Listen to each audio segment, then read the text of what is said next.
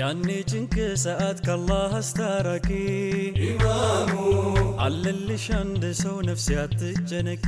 እስኪ ዛሬ እዚህ ጋር ስለምትመለከቷቸው ወይም ደግሞ እዚህ ጋር ስለምትመለከቷቸው እንቁና ድንቁ የሆኑ ቲክቶከሮች እንግዲህ እነዚህ ቲክቶከሮች በጣም ታዋቂ በቲክቶክ በዩቲዩብ ትልቅ የፎሎ ያላቸው ቲክቶከሮች ናቸው። ነገር ግን በዚህ 2 ቀንና 3 ቀን ሮመዳንን አስመልክቶ አንዳንድ ከሃይማኖትም ጋር ትንሽ የሚያጋጭ ነገር ለቀው እጅግ በጣም ብዙዎችንም የሚያስቆጣ ቪዲዮ ነው። ያው የሰው ልጅ የፈለገውን ነገር ማረግ መብት ቢኖረው አንዳንድ ጊዜ ደግሞ ስርዓት የሚባል ነገር አለ። በተለይ ደግሞ በሃይማኖት ስንሄድ ደግሞ ጭራሽ ሃይማኖት የማይፈቅድልን ነገር በእኛም ሆነ በሙስሊም ማድረግ የለብንም ብዬ አስባለሁ። እስኪ እናንተ ቪዲዮአቸውን እንየውና እንደ ሙስሊምም ይሄ ነገር ትክክል ነው ብላችሁ ታስባላችሁ ወይም ደግሞ እንደ ክርስቲያንም ይሄ ነገር ትክክል ነው ብላችሁ ወይም ደግሞ ትክክል አይደለም የምትሉትን ሐሳባችሁን አስቀምጡልኝ። እንደኔ ግን ፍጹም ትክክል አይደለም። እስኪ ቪዲዮአቸውን እንየው። ያኔ ጭንቅ ሰዓት ከአላህ አስታራቂ ኢማሙ አለልሽ አንድ ሰው ነፍስ ያትጨነቂ ኢማሙ ሸፋዓም ይሆንሽ አንድ የለም ከነቢ ሌላ ኢማሙ ሸለም። ቪዲዮውን አይታችሁታል። በመጀመሪያ እንግዲህ መሪው ዳኒ ነው። ቀጣይ ሮዚ ያለሽ፣ ቀጣይ ደግሞ ጃኒ ችኛዋን ስሟን አላውቀውም። እውነት ለመናገር ይሄንን መንዙማ ማለት ያለበት የገባው ሰውና በእምነቱ ያለ ሰው ይመስለኛል እንደኔ። ምክንያቱም ሲገባን ነው አንድ ነገር ማለት ያለብን። በክርስትናም ሆነ በእስልምና አንድ ነገር ገብቶን ካወቅነውና ከተረዳነው ወይም ደግሞ ያንን እምነት እንደ እምነት አድርገን ከተቀበልነው ኦኬ። ግን ሳይገባን ማለት አለብን ብዬ እጅግ በጣም የማይደረግ ነገር ነው ያደረጉት ማለት ነው። ሲቀጥይ ሰዓት ካላህ አስታራቂ ኢማሙ አለልሽ አንድ ሰው ነፍስ ያትጨነቂ ኢማሙ ሸፋዓም ይሆንሽ አንድ የለም ከነቢ ሌላ ኢማሙ ሸለመው አላህ አልፊ ሰላት ወሰላም አላ ነቢ አልፊ ሰላት ወሰላም አላ ኢማሙ ሸለመው አላህ። በጣም ከጭብጨባ ሮዚ ድምጽሽ ያምራል ባይዘው።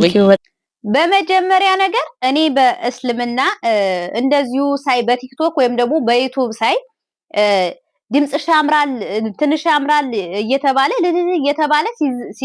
እንደዚህ መንዙማ ሲባል ሰምቼ አላውቅም። እጅግ በጣም የማደንቃቸው ሙስሊም እህቶቼ አንዲት መንዙማ የለቀቀች ሴት ነበረች ቲክቶክ ላይ እና ያላግባቡ ነበር የለቀቀችው እና ይሄ ነገር ስህተት ነው ብለው ወደው ነው ከሶሻል ሚዲያ ያስጠፏትና አንድነታቸውን በጣም አከብረላቸዋለሁ።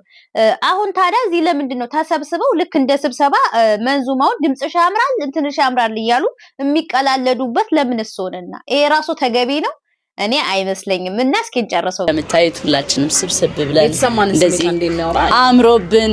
ማዙኬ ምን ተሰማሽ ጃኒ ስለጋበዘችን? እስቲ ነገር በጣም ደስ ብሎኛል። አላህ ይስጥሽ ነው ኮበርቀታል።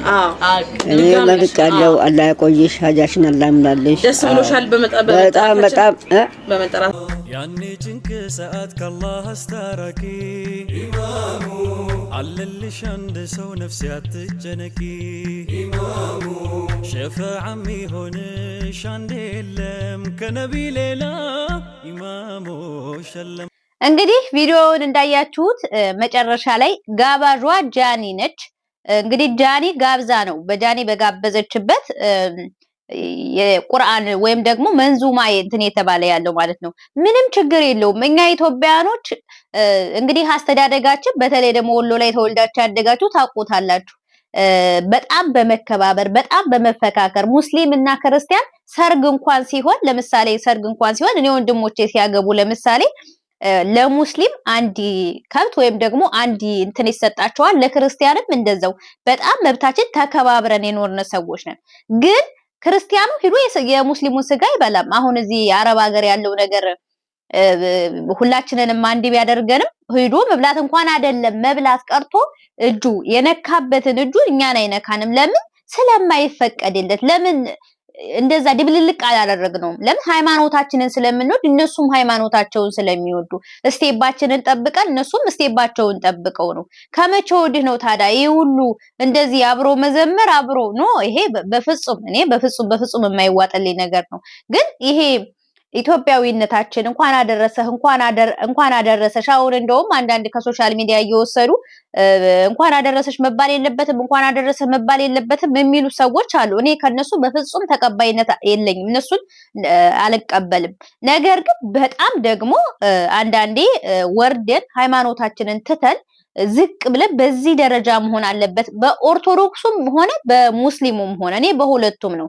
ለምሳሌ ኦርቶዶክስ ባህል ቢሆን በዚህ ደረጃ ወርዳ የሷን እምነት ትታ እንድትወልድ አልፈልግም። ሙስሊሙም ደግሞ እንደዛው።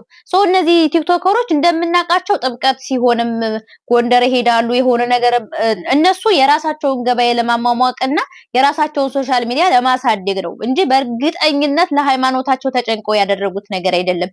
ለምን ለሃይማኖታቸው ቢጨነቁና እውቀት ቢኖራቸው ኑሮ ጓደኞቿ በዚህ ደረጃ እንትን ሲሉ አይ ይሄ ነገር ተገቢ አይደለም፣ አይ ይሄ ነገር ስቴባችንን መጠበቅ አለብን ይባባላሉ።